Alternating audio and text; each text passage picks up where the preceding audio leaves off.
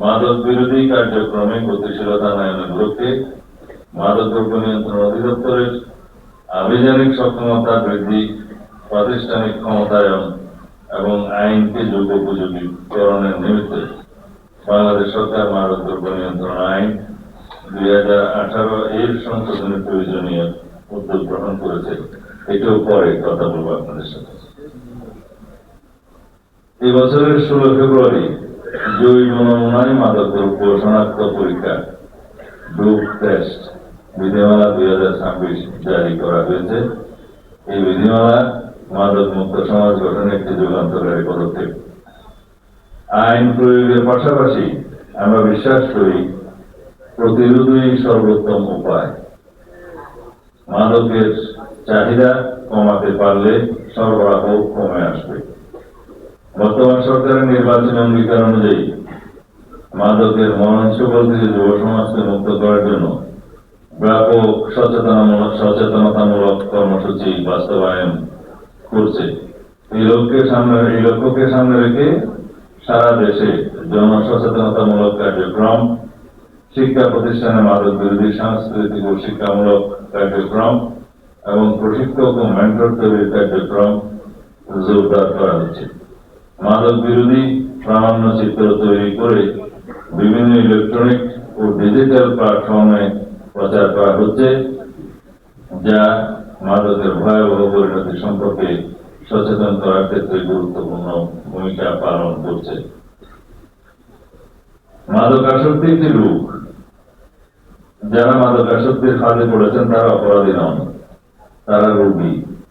একজন বক্তা বলে গিয়েছেন যিনি আগে মাদকাসক্ত ছিলেন, এখন কিওর হয়েছেন, এখন প্রশিক্ষণ দিচ্ছে।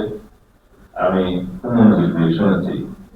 আসলে মাদক ব্যবহারকারী যারা আসক্ত হয়েছেন তারা রোগ আক্রান্ত, স্বীকৃতিটা আন্তর্জাতিকভাবে দেওয়া হয়েছে। তারা রোগী। মাদকাসক্ত রোগীদের চিকিৎসা, পুনর্বাসন এবং সমাজে পুনঃ একত্রীকরণের নিমিত্ত সরকারি বেসরকারি নিরাময় কেন্দ্রগুলোর মাধ্যমে চিকিৎসা সেবা এবং মনোসামাজিক কাউন্সেলিং প্রদানের কার্যক্রম চলমান রয়েছে। সারা দেশে সরকারি ও বেসরকারি পর্যায়ে চিকিৎসা ও পুনর্বাসন কার্যক্রম সম্প্রসারণের পাশাপাশি চিকিৎসার মান উন্নয়নমূলক বিভিন্ন উদ্যোগ বাস্তবায়িত হচ্ছে। বেসরকারি পুনর্বাসন কেন্দ্রগুলোর মান উন্নয়নে সরকার অনুদান প্রদান করছে। এডিকশন প্রফেশনালদের দক্ষতা বৃদ্ধির জন্য প্রশিক্ষণ দেওয়া হচ্ছে। মাদক দ্রব্যের অপব্যবহার ও অবৈধ পাচার এমন একটি সমস্যা যা শুধুমাত্র আইন প্রয়োগের মাধ্যমে মোকাবেলা করা সম্ভব নয়।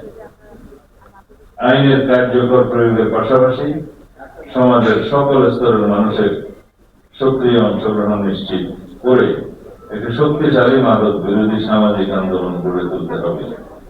এই লক্ষ্যে সরকারের পাশাপাশি অভিভাবক, শিক্ষক, ধর্মীয় নেতৃবৃন্দ, বেসরকারি প্রতিষ্ঠান, সুশীল সমাজ এবং বিভিন্ন শ্রেণী পেশার মানুষের সম্মিলিত উদ্যোগ অত্যন্ত গুরুত্বপূর্ণ। সবার প্রতি আমার আন্তরিক আহ্বান, আসুন আমরা সম্মিলিতভাবে একটি সুস্থ, নিরাপদ ও মাদক মুক্ত বাংলাদেশ গড়ে তুলি।